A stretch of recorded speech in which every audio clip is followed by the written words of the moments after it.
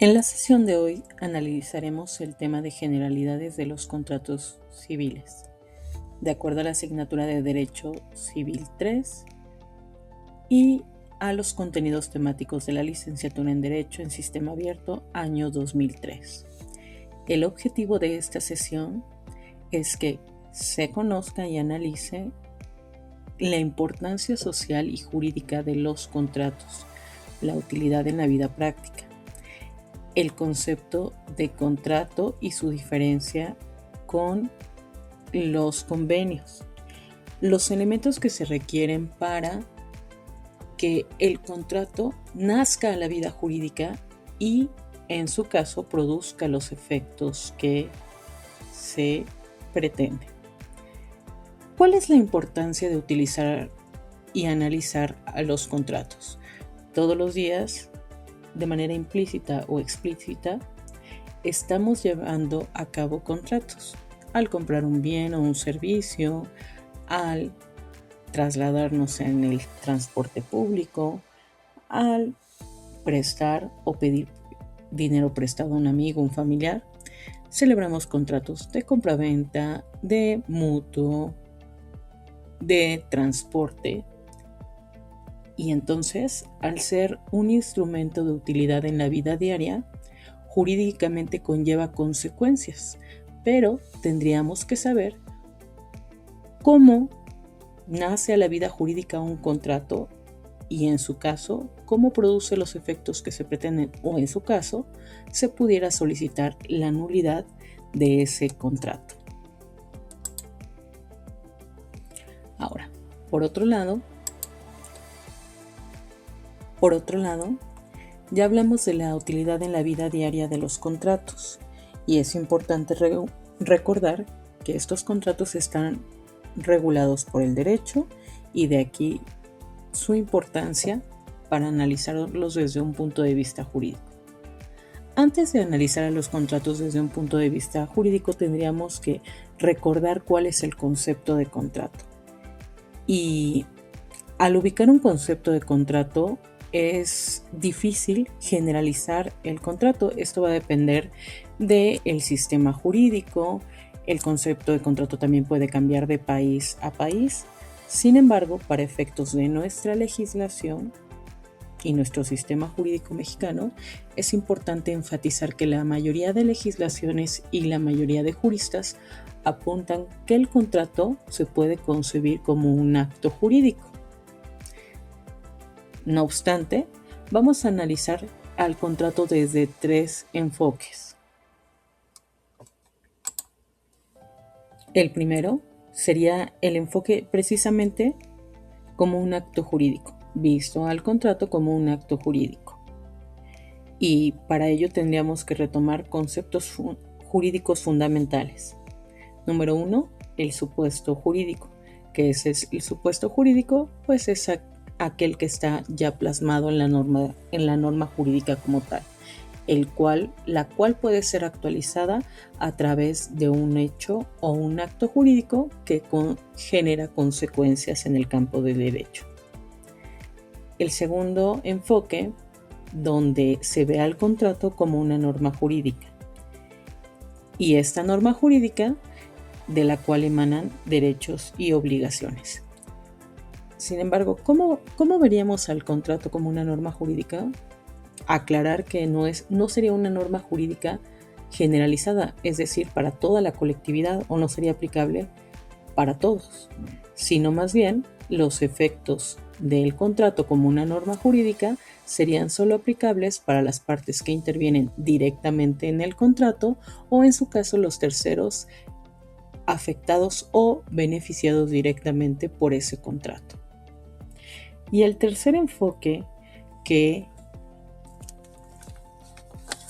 determinaríamos como un contrato o definiríamos al contrato es como un documento.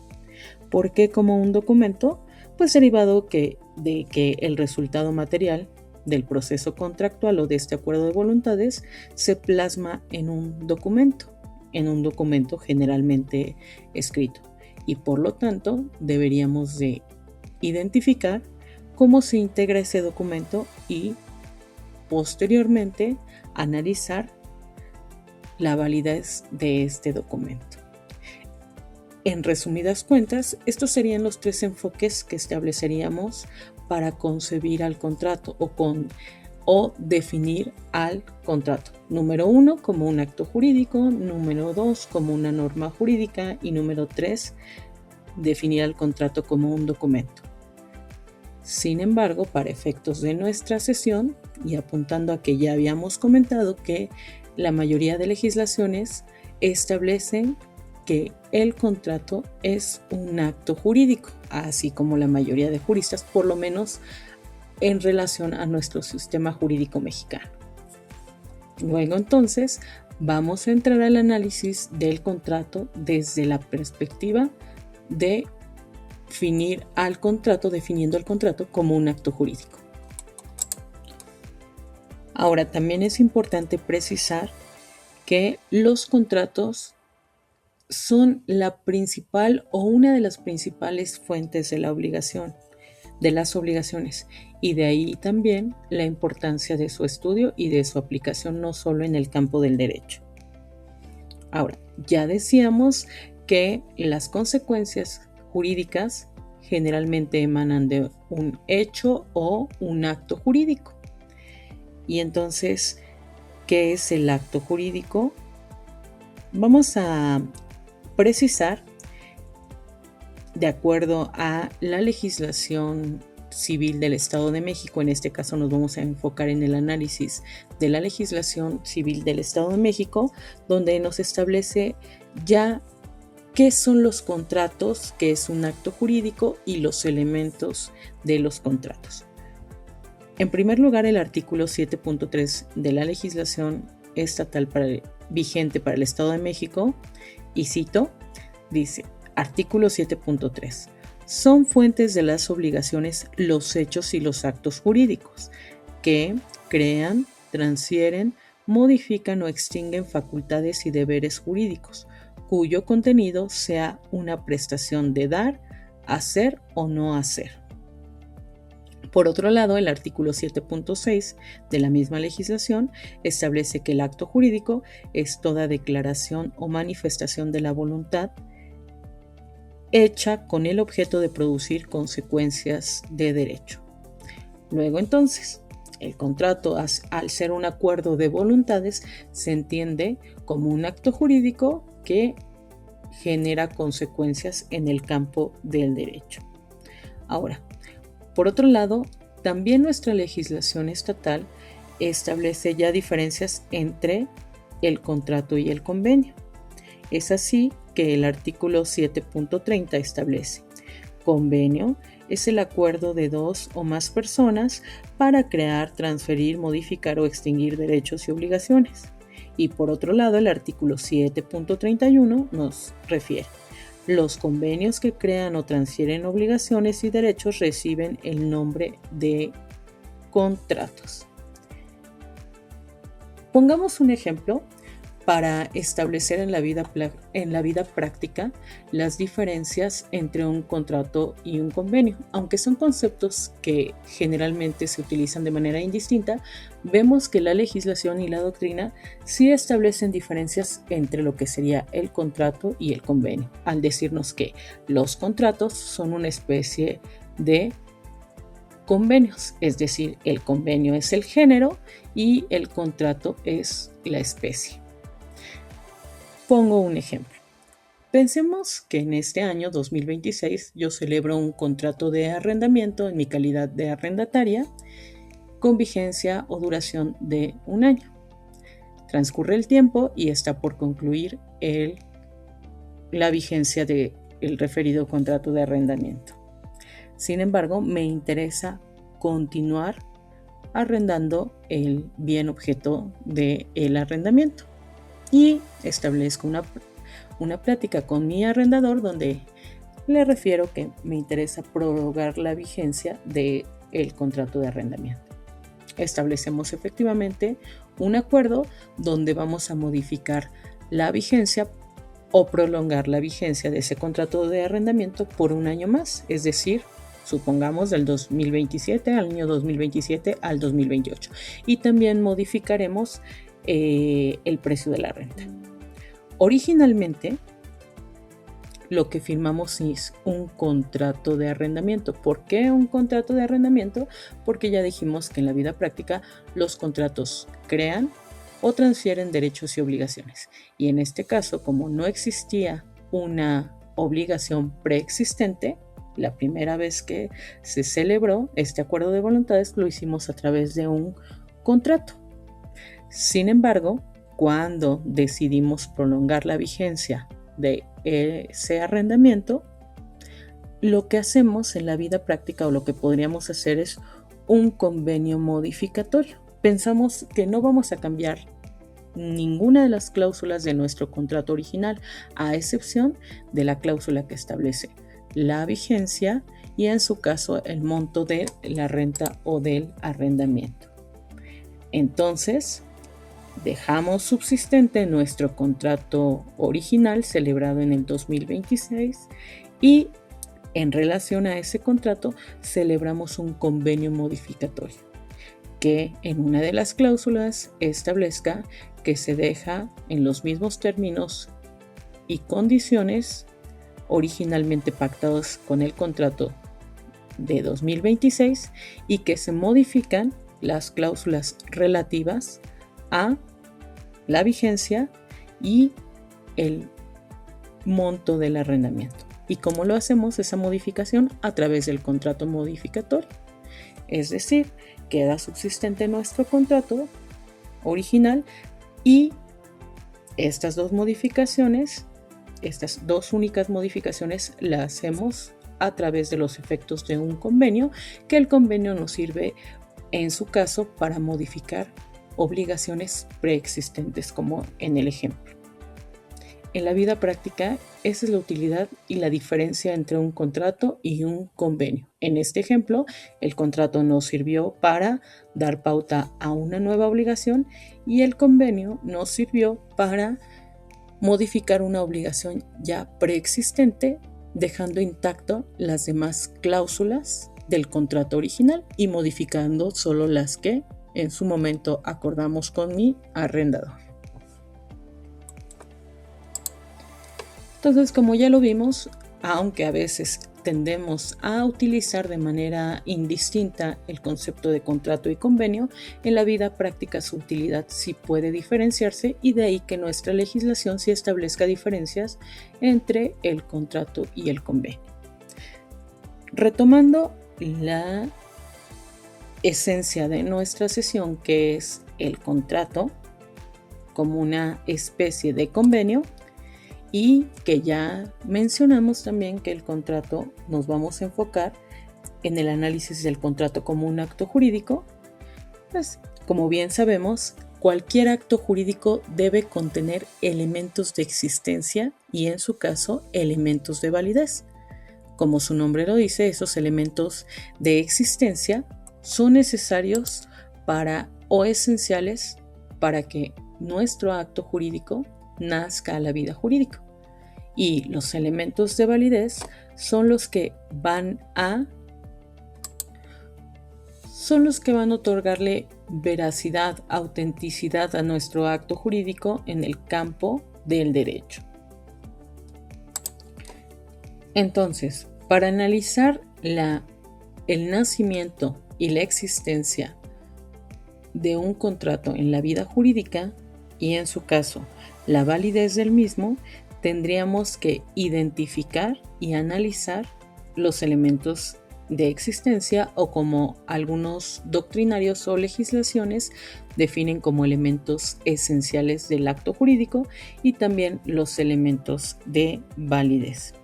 En el caso de la legislación civil o el Código Civil vigente para el Estado de México, el fundamento legal de los elementos de existencia del acto jurídico lo refiere el artículo 7.7 de la legislación, que nos dice: para la existencia del acto jurídico se requiere, número 1, consentimiento, número 2, objeto y número 3, solemnidad en los casos que así la ley lo disponga.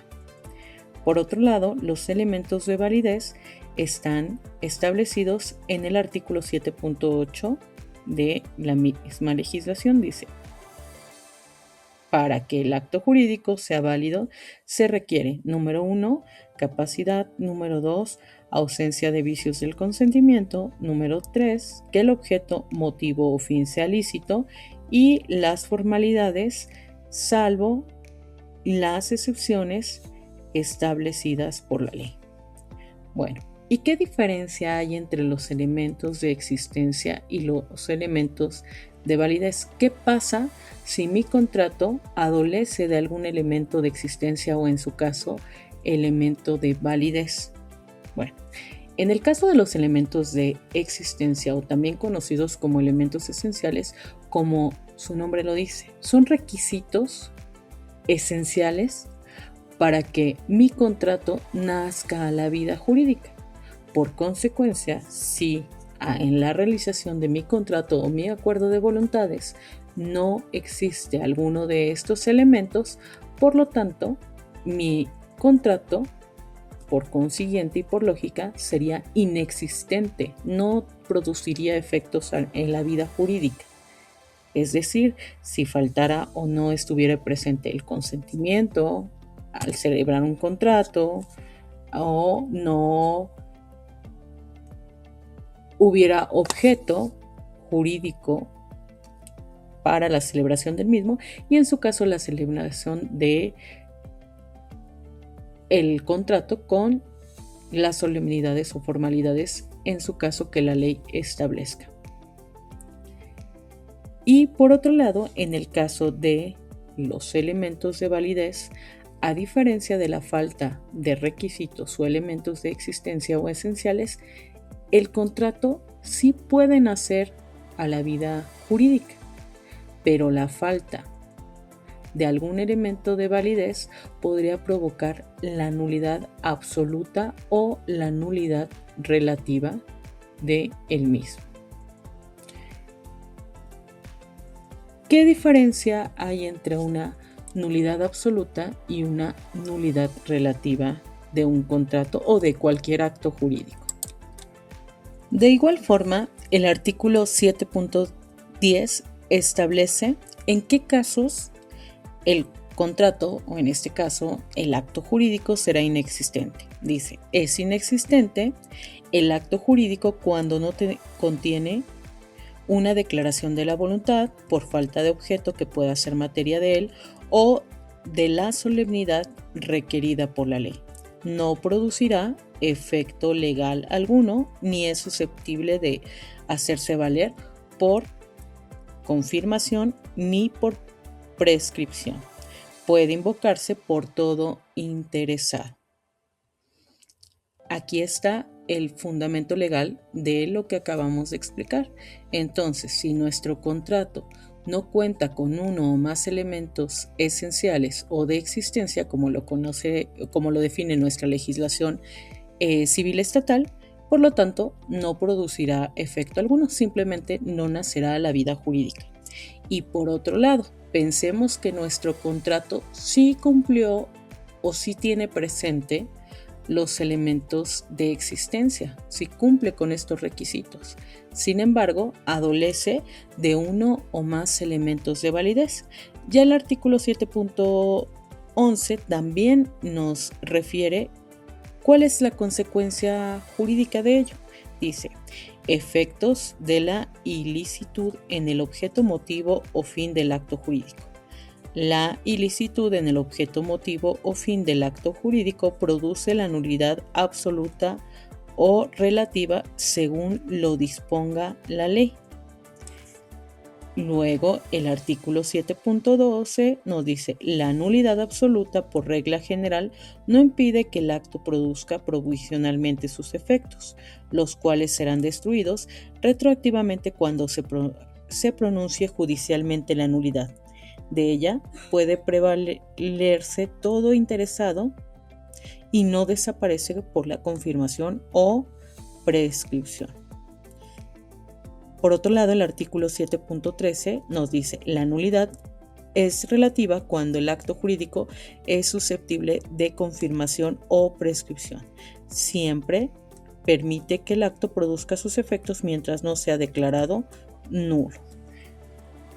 Aquí vamos a hacer un paréntesis y enfatizar que para entender la diferencia entre una nulidad absoluta, una nulidad relativa y en su caso una inexistencia del acto jurídico, deberíamos de entender primero cada uno de los elementos de existencia o esenciales y los elementos de validez a qué se refieren. Conforme vayamos identificando a qué se refiere cada uno de estos elementos, voy a ir refiriendo ejemplos para distinguir los efectos de la inexistencia en el campo jurídico o en su caso de la falta de validez de un contrato jurídico. Retomando que los elementos de existencia ya dijimos que es el consentimiento, el objeto y la solemnidad en los casos que la ley provee, y que la falta de uno o más elementos va a producir la inexistencia, es decir, nuestro contrato ni siquiera va a nacer a la vida jurídica. Y en el caso de los elementos de validez, nuestro contrato sí puede producir efectos, sí pueden hacer a la vida jurídica, pero dependiendo del elemento de validez o requisito de validez que no esté presente o del que adolezca nuestro contrato, puede provocar la nulidad absoluta o la nulidad relativa del mismo. ¿Qué diferencia hay entre una nulidad absoluta y una relativa? Según lo que acabamos de leer con fundamento en los artículos 7.11, 7.12 y 7.13 de nuestro Código Civil. Pues la nulidad absoluta, el contrato, en el caso de la nulidad absoluta, el contrato sí pudo haber nacido a la vida jurídica, pudo haber producido efectos. Sin embargo, una vez que se declara la nulidad absoluta, tendría que destruirse el contrato como si nunca hubiese existido. Por otro lado, en el caso de la nulidad relativa, también el contrato nació a la vida jurídica, pudo haber producido efectos jurídicos y, en su caso, si se declara la nulidad relativa, esta puede ser subsanada, puede corregirse ese defecto o esa imperfección que tenga nuestro contrato, ya sea por prescripción o en su caso por confirmación. Y si ocurre cualquiera de estos dos supuestos, nuestro contrato se perfeccionaría y los efectos del mismo continuarían como si nuestro contrato siempre hubiera sido perfecto, es decir, si siempre hubiera cumplido con todos los requisitos de existencia o de validez. Más adelante iremos explicando por punto no solo cada uno de los elementos de existencia y en su caso de validez, sino la falta de ellos en un contrato, qué es lo que produce y a qué se refieren cada uno de ellos. Como ya habíamos comentado, vamos a ir explicando cada uno de los elementos que debe de contener nuestro contrato, ya sea para su nacimiento en la vida jurídica o en su caso para la validez del mismo. En primer lugar, como elemento de existencia o esencial, tenemos el consentimiento. ¿Y qué es el consentimiento? Pues bueno, podemos definirlo como un acuerdo de voluntades que implica un interés jurídico de las partes, en este caso para la creación de derechos y obligaciones. El consentimiento puede ser manifestado de manera tácita o de manera expresa. ¿Cuándo va a manifestarse de manera expresa? Nos dice la ley y la doctrina que es un consentimiento expreso cuando se manifiesta con un lenguaje verbal, escrito o cualquier otro que de manera inequívoca dé a entender qué es lo que las partes quieren.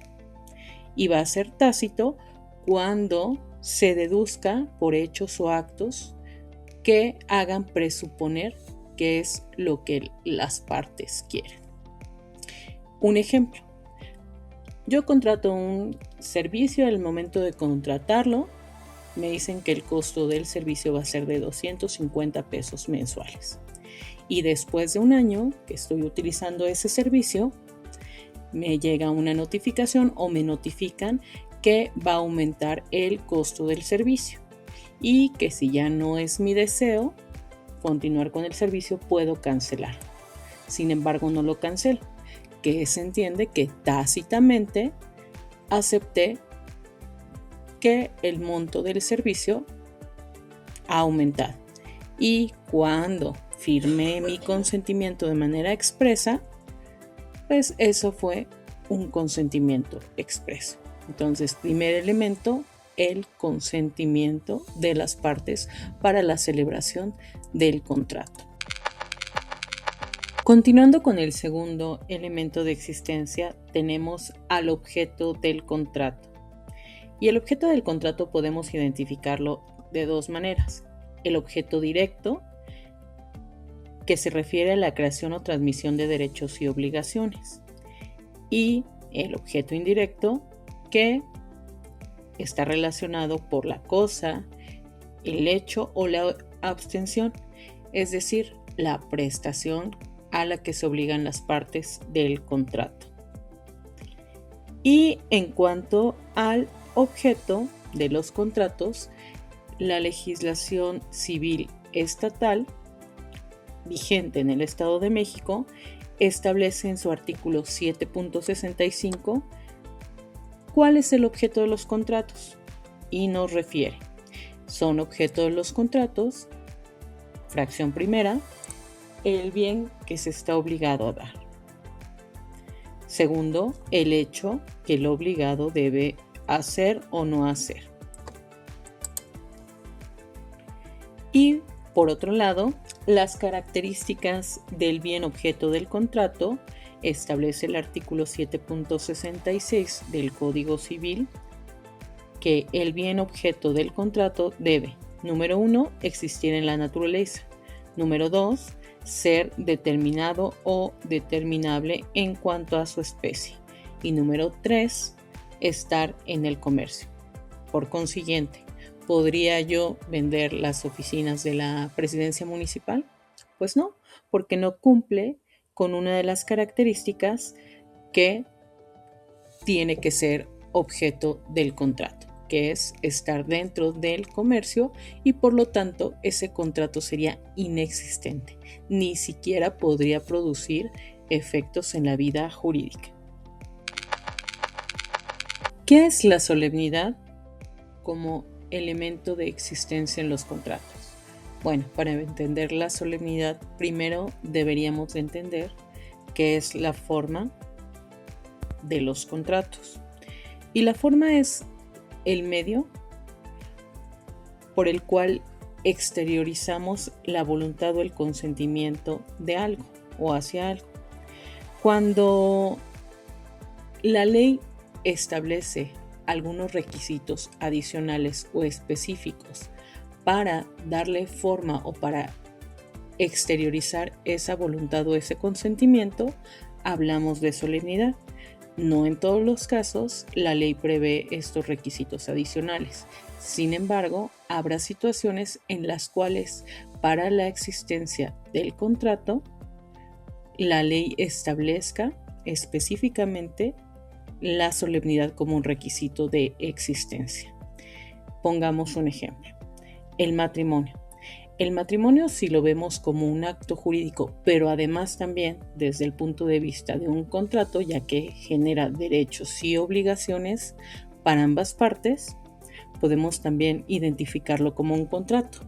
Y para el caso de nuestra legislación en el Estado de México del Código Civil, el matrimonio, para su existencia, para el nacimiento de las consecuencias jurídicas del matrimonio, requiere de ciertas solemnidades, tal cual lo establece el artículo 4.2 del Código Civil del Estado de México, que nos menciona las solemnidades para la celebración del matrimonio, que quiere decir que en este caso específicamente de este contrato o este acto jurídico, sí se requiere el cumplimiento de ciertos requisitos que se desglosan o especifican en este artículo, y que si no se dieran o no se cumplieran, pues simplemente el matrimonio ni siquiera tendría o trascendería al campo jurídico.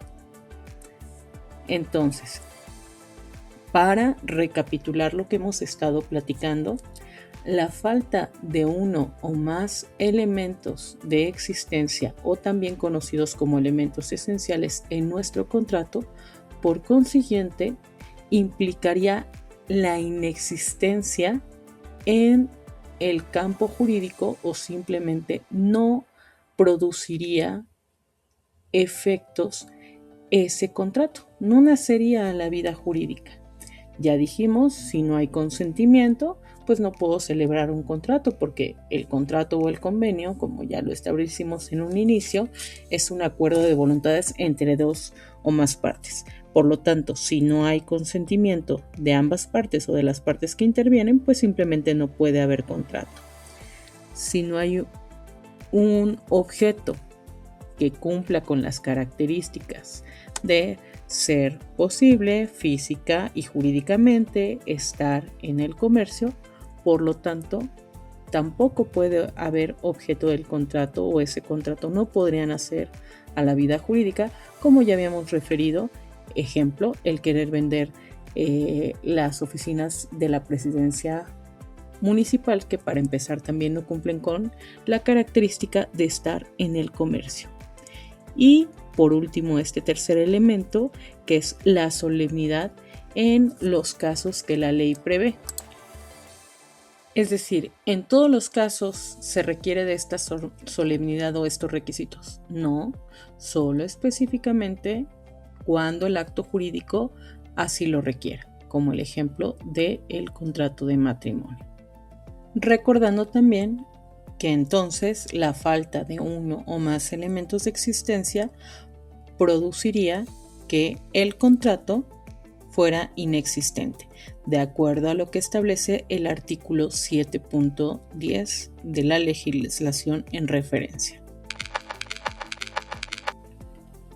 Ok, pasemos entonces al análisis de los elementos de validez del contrato. De acuerdo al artículo 7.8 del Código Civil, ya habíamos mencionado que es la capacidad, la ausencia de vicios del consentimiento, que el objeto, motivo o fin sea lícito, y el cuarto elemento es las formalidades, salvo las excepciones establecidas en la ley. Y bueno, ¿qué son los elementos de validez? Es lo que va a asegurar que nuestro contrato cumpla con la eficacia jurídica que se pretende, y que ese contrato no pueda ser anulado o invalidado en un momento, ya sea declarado judicialmente o por las partes en su caso, al estar carente de alguno de estos elementos de validez. Por consiguiente, analizaremos en primer lugar la capacidad. ¿Qué es la capacidad? Bueno, recordemos que la capacidad jurídica es la aptitud para ser titular de derechos y obligaciones, y en su caso poderlos hacer valer. Y que, hablando de capacidad jurídica, conocemos dos tipos de capacidad. La capacidad de goce, que es la que adquirimos desde el momento que nacemos y se pierde con la muerte. Y la capacidad de ejercicio, que la adquirimos cuando cumplimos la mayoría de edad, es decir, 18 años. Ahora, ¿quiénes tienen capacidad para contratar? El artículo 7.38 del Código Civil para el Estado de México refiere: son hábiles para contratar todas las personas no exceptuadas por la ley. Y entonces, ¿quiénes están exceptuadas por la ley para contratar? El artículo 4.232, por otro lado, nos dice quiénes tienen incapacidad natural y, en su caso, legal. En primer lugar, los menores de edad. En segundo, los mayores de edad. disminuidos o perturbados en su inteligencia por trastornos mentales, aunque tengan intervalos lúcidos.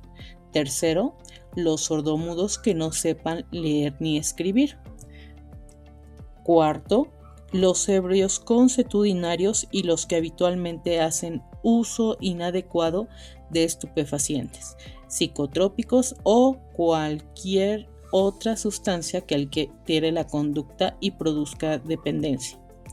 Quinta, las personas que por cualquier causa física o mental no puedan manifestar su voluntad por algún medio.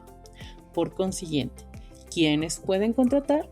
Pues bueno, todas las personas, salvo que se encuentren en alguno de los supuestos que establece el artículo 4.232 que acabamos de mencionar. ¿Un menor de edad pudiera celebrar un contrato? Pudiera hacerlo a través de su representante legal, es decir, quien ejerza su patria potestad o, en su caso, su tutela. Si no fuese de esa manera, ese contrato sería objeto de una nulidad relativa que más adelante vamos a explicar. Analizaremos ahora el segundo de los elementos de validez del contrato, que es la ausencia de vicios del consentimiento. Y dentro de los vicios del consentimiento podemos referir al error, dolo, mala fe, violencia, y algunas legislaciones y también algunos juristas identifican a la lesión jurídica como un vicio del consentimiento en los contratos. Y bueno, primero definamos el error. ¿Qué es el error como un vicio del consentimiento? Pues podemos definirlo como una falsa apreciación de la realidad. Dentro de las clases o tipos de error podemos tener el error de hecho, el error de derecho y el error de cálculo o de aritmética. ¿Y a qué se refiere el error de hecho? Pues es una falsa apreciación de la realidad o de las circunstancias en las que me encuentro.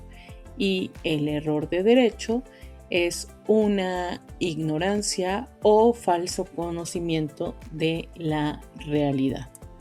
Pongamos un ejemplo de error en general.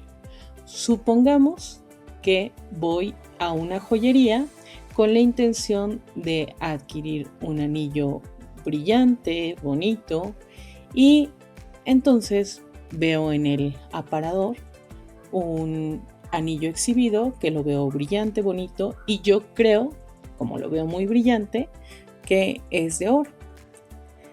Y lo compro pagando un precio como si fuese de oro, pero no me cercioro que efectivamente sea de oro. Sin embargo, el anillo es de chapa. Es decir, yo tengo una falsa apreciación de la realidad. Este sería un error de hecho. ¿Por qué? Porque la realidad es otra a la que yo creía que era. Por otro lado, tenemos también el dolo. El dolo es la manipulación o maquinación o artificio que una persona realiza para inducir a la otra al error. En este caso, el artículo 7.56 de nuestro Código Civil nos dice: es dolo el artificio o maquinación fraudulenta que se emplee para inducir al error o mantener en él a alguno de los contratantes. Y para identificar la diferencia entre el error y el dolo, voy a retomar el ejemplo de la joyería. Entro a la joyería, veo en el aparador el anillo que veo muy brillante y yo me quedo con la idea de que es de oro. Y aprovechando de esta situación, el vendedor de la joyería se da cuenta del error en el que me encuentro. Por lo tanto, él se aprovecha de eso para mantenerme en el error y venderme el anillo como si fuera de oro, cuando en realidad es de chapa o cualquier otro metal que no es oro. En este caso tenemos dos supuestos. Es un vicio del consentimiento, que es el error por la falsa apreciación de la realidad en la que yo me encuentro. Pero también tenemos el dolo con el que actúa el vendedor de la joyería al inducirme o hacer que yo me mantenga en el error, que sería lo ideal, que el vendedor me aclare que ese anillo no es de oro. Sin embargo, con tal de vendérmelo a un precio mucho más elevado, me mantiene en el error en el que me encuentro. Ahora, la mala fe. La mala fe es la disimulación del error. Y de igual forma, el artículo 7.56 refiere que es la mala fe como un vicio del consentimiento. Dice, mala fe es la disimulación del error de uno de los contratantes una vez conocidos. ¿Qué sería lo ideal en el ejemplo que estamos poniendo de la joyería? Que una vez que se percata el vendedor de la joyería que yo me encuentro en un error al creer que voy a adquirir un anillo de oro, me aclare.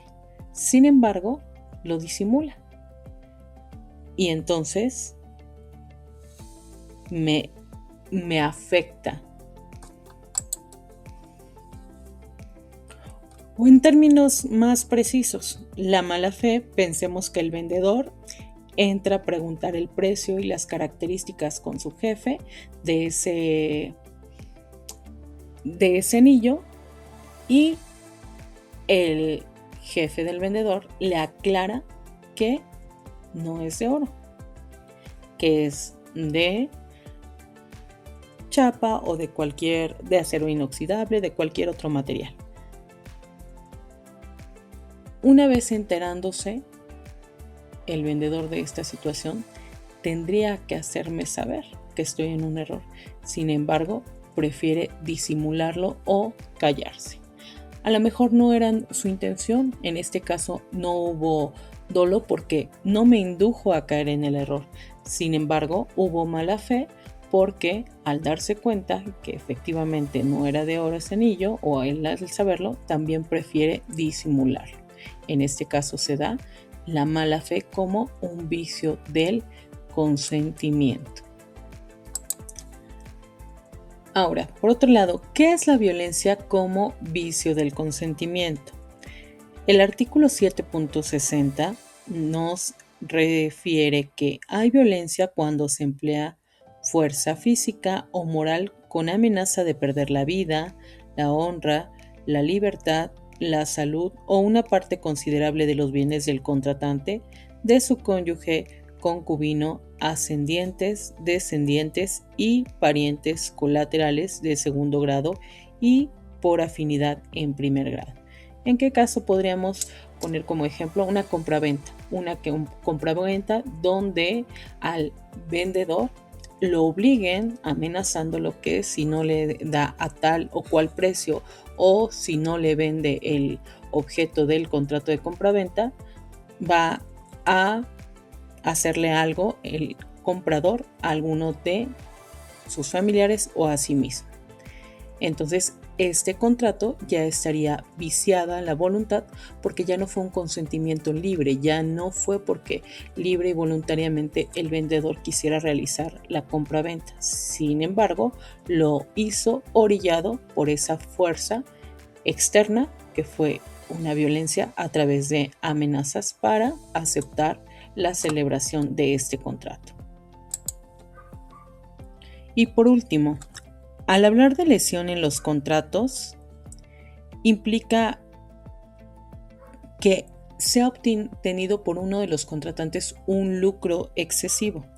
Es decir, el artículo 7.55 nos dice que cuando alguno, explotando la ignorancia, inexperiencia, miseria o el estado de necesidad de otro, obtiene un lucro excesivo que sea evidentemente desproporcionado a lo que él, por su parte, se obliga, el perjudicado tiene derecho de pedir la nulidad del contrato o, en su caso, la reducción equitativa de su obligación. Pensemos en el ejemplo de un contrato de mutuo con interés o un préstamo con intereses, donde la persona que pide el préstamo o mutuario está en un estado de necesidad, donde una situación de causa de fuerza mayor lo obliga a pedir un préstamo, un contrato de mutuo con intereses. Y de ese préstamo le van a cobrar el 100% de intereses. Número 1, por ley. Recordemos que hay hasta convenciones internacionales que establecen que está prohibida la explotación del hombre por el hombre. La Convención Interamericana de Derechos del Hombre y en atención a la protección de derechos humanos nos refiere precisamente que está prohibida la explotación del hombre por el hombre. Sin embargo, y no obstante, aún más cuando es aprovechándose de una necesidad o un estado de necesidad en el que se encuentra una de las partes. Entonces, en este caso se podría dar la figura de lesión. ¿Por qué? Porque el interés es excesivo. Además, en este caso, el mutuante se está aprovechando de la situación de necesidad en la que se encuentra el mutuario o mutuatario, como también se le conoce, para celebrar el contrato de esa manera y obteniendo a su vez un lucro excesivo. En este caso se da la lesión como parte de un vicio del consentimiento en los contratos. Y de hecho hay criterios jurisprudenciales que establecen que la lesión, cuando se da en un contrato, tendría que revisarse de oficio por el órgano jurisdiccional. Porque va en el entendido de lo que acabamos de mencionar, que hay convenciones internacionales, tratados internacionales que protegen o prohíben en su caso esta situación de la explotación del hombre por el hombre. Entonces, en consecuencia, ¿por qué la ausencia de vicios del consentimiento como elemento de validez de los contratos?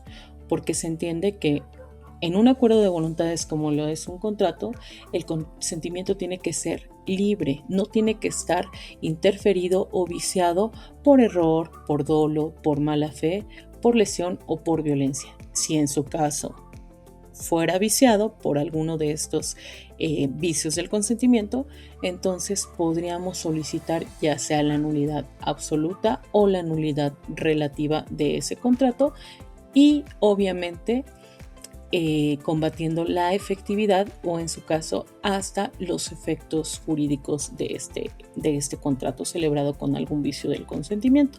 Ya hablaremos más adelante de los efectos que provoca la nulidad del contrato, si es absoluta o es relativa, que ya en una primera parte los habíamos comentado. Analicemos ahora el tercero de los elementos de validez, que es el objeto, fin o motivo lícito dentro de los contratos. Y es importante precisar aquí que no debemos confundir este elemento con el objeto como elemento de existencia o elemento esencial de los contratos. Como elemento esencial de los contratos, como objeto nada más basta con que tenga las características de que el objeto sea posible, física y jurídicamente, que esté dentro del comercio y que sea susceptible de apropiación. Con eso es suficiente para que se considere un objeto como elemento esencial de los contratos. Sin embargo, el objeto como elemento de validez no solo basta que tenga esas características, sino también que esté acorde a las buenas costumbres y a las leyes, es decir, que tenga una finalidad apegada a las leyes y las buenas costumbres. Y esto se refuerza con lo que refiere o establece el artículo 7.72 de el Código Civil vigente para el Estado de México, donde nos menciona el fin o motivo determinante de la voluntad de los que contratan tampoco debe ser contrario a las leyes de orden público. La ilicitud en el objeto, en el fin o en la condición del acto produce la nulidad absoluta o relativa según disponga la ley. Es decir, si yo celebro un contrato de compra-venta en relación a un carro que tiene un reporte de robo y que fue robado, ¿será un objeto fin o motivo lícito el motivo del contrato? Pues no, porque está contraviniendo a las leyes, ya que en esencia no podría adquirir un bien que sea motivo de un hecho ilícito o en este caso un objeto robado. Y es importante también precisar que la mayoría de legislaciones establecen que el celebrar un contrato relacionado con un objeto, motivo o fin de ese contrato que no sea lícito, es decir, que vaya en contra de las leyes o buenas costumbres, como ya lo mencionamos, generalmente establecen que ese contrato tendría que ser declarado con nulidad absoluta, es decir, destruirse los efectos del contrato si es que los hubiera producido, y si no, a partir de su declaración o de la declaración de la nulidad absoluta, tendría que destruirse los efectos del acto jurídico o del contrato como si nunca hubiese existido ese contrato.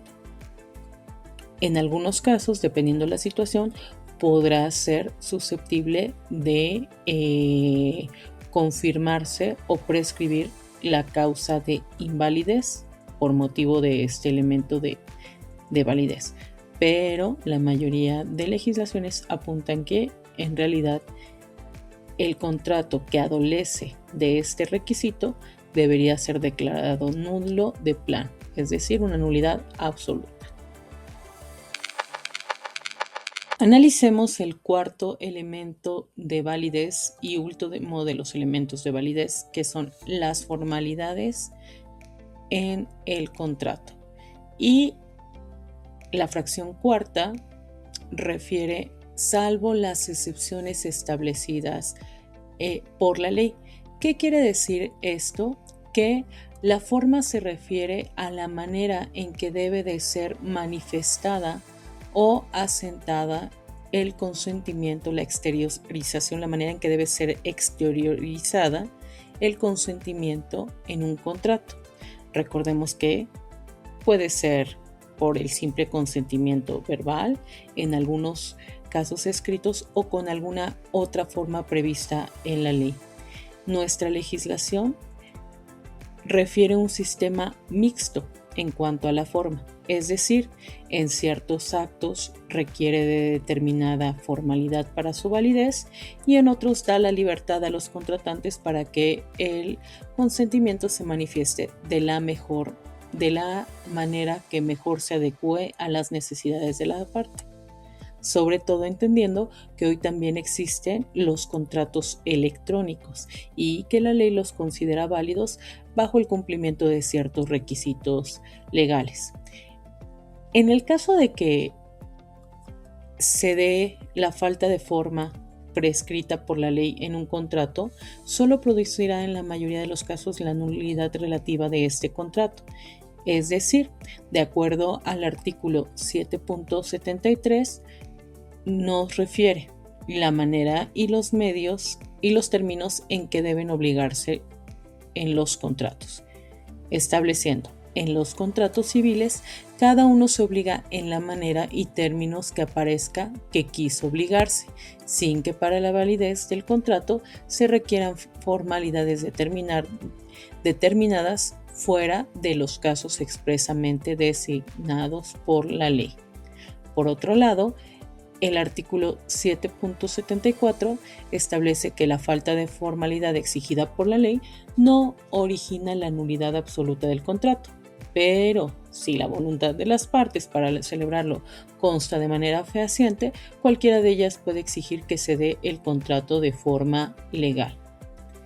Y entonces, en consecuencia, estaríamos concluyendo que la falta de forma no implica que se tuviera necesariamente que destruir los efectos de contrato, ya que esta puede ser subsanada por confirmación de las partes o de los interesados, o en su caso puede prescribir dependiendo del contrato.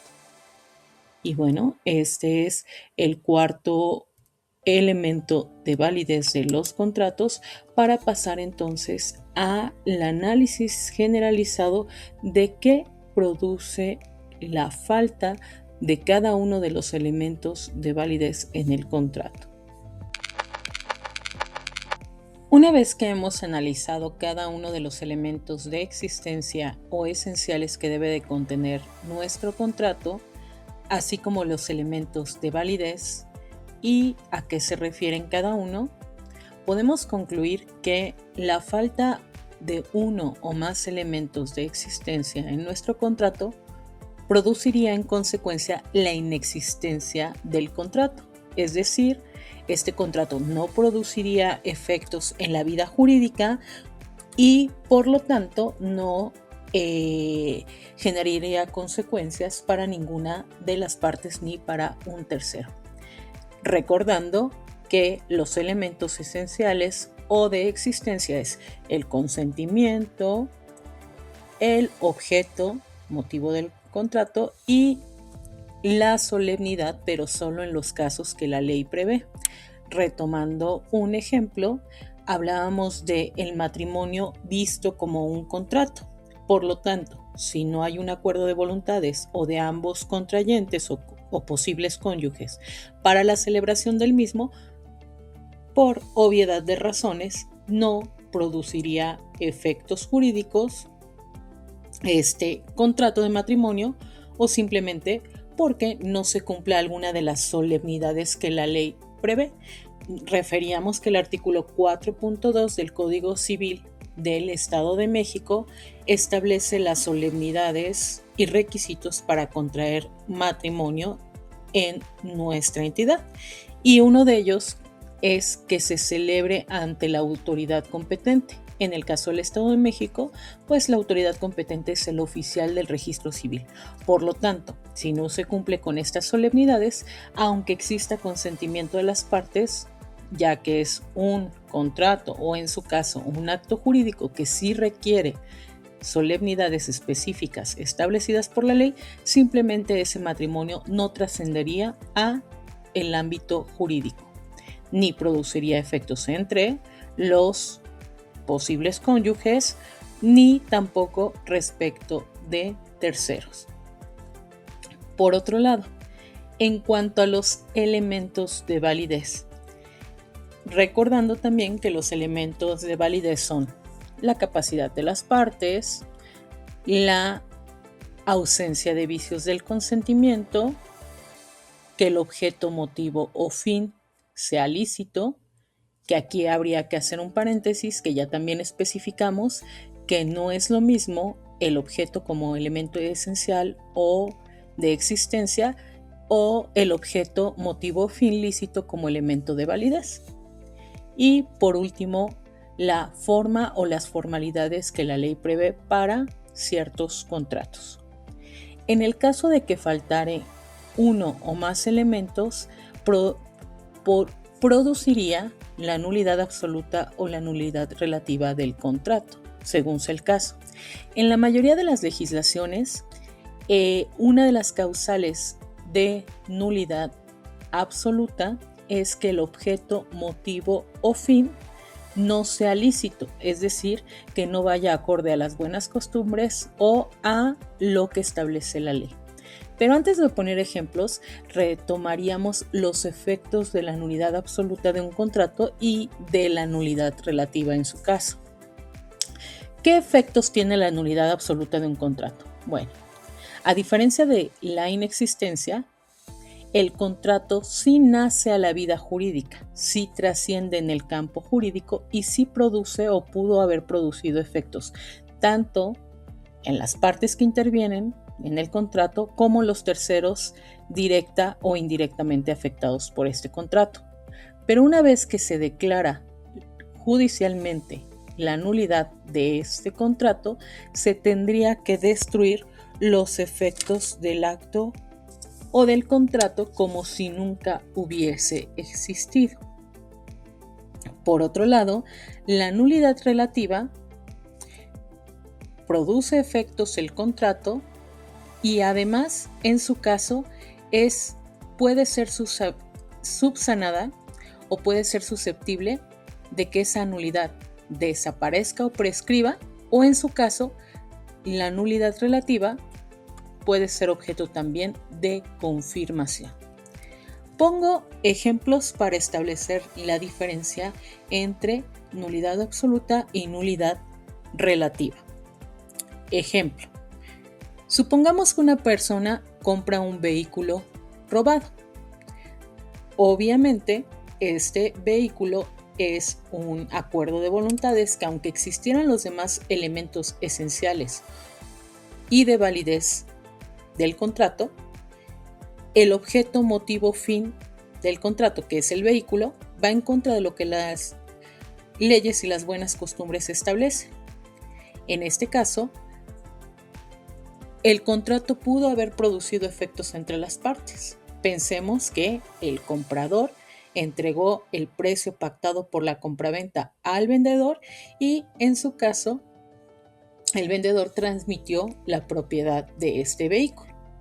Sin embargo, la nulidad absoluta puede ser invocada por los interesados, es decir, por las partes que intervienen en el contrato, o en su caso, por algún afectado por esta causal de nulidad. Pensemos, por ejemplo, la persona a la que le robaron ese vehículo podría solicitar la nulidad absoluta de ese contrato.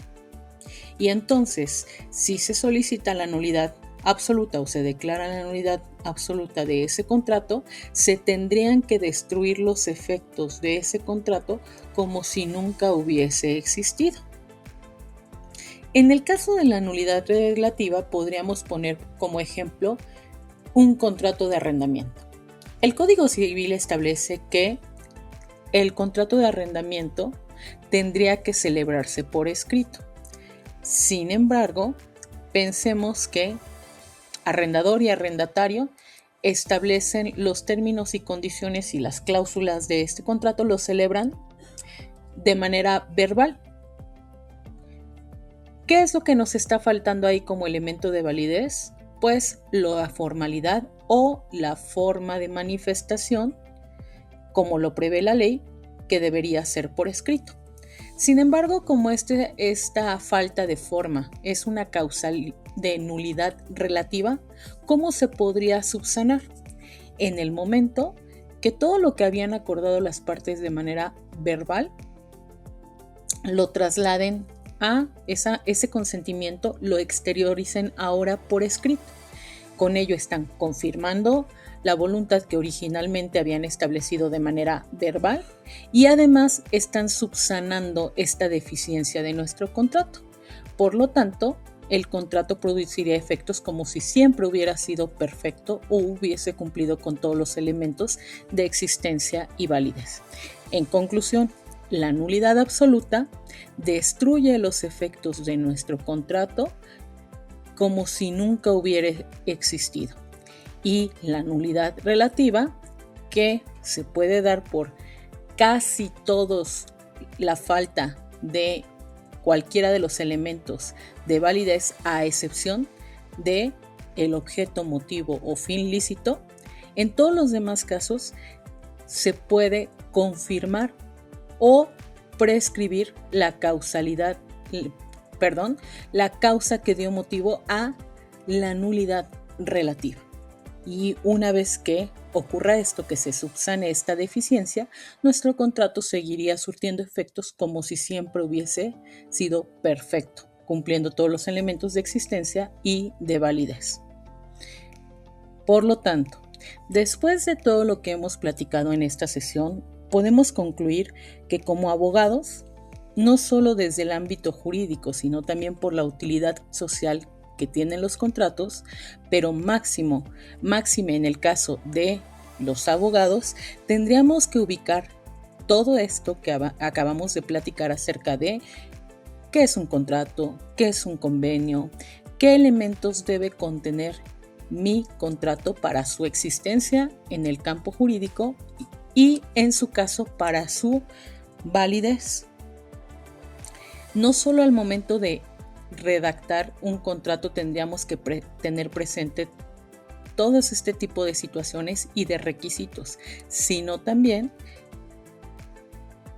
al momento de analizar o revisar un contrato para determinar si este contrato efectivamente nace a la vida jurídica, trasciende al campo jurídico o en su caso es susceptible de que pueda ser solicitada su nulidad o anulabilidad de este mismo.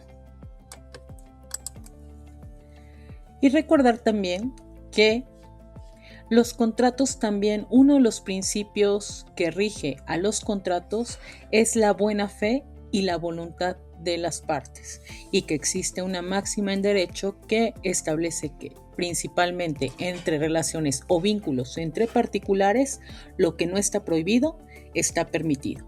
Entonces, un contrato bastaría, si bien es cierto, con la voluntad de las partes. Sin embargo, para darle seguridad y certeza jurídica a los contratantes, es que nuestra doctrina y la legislación han establecido estas formas o estos requisitos para darle los efectos jurídicos que se pretenden a cada uno de nuestros contratos. No me queda más que agradecer y esperando que este material sea de su ayuda para sus futuras sesiones o temas relacionados con este tema. Gracias.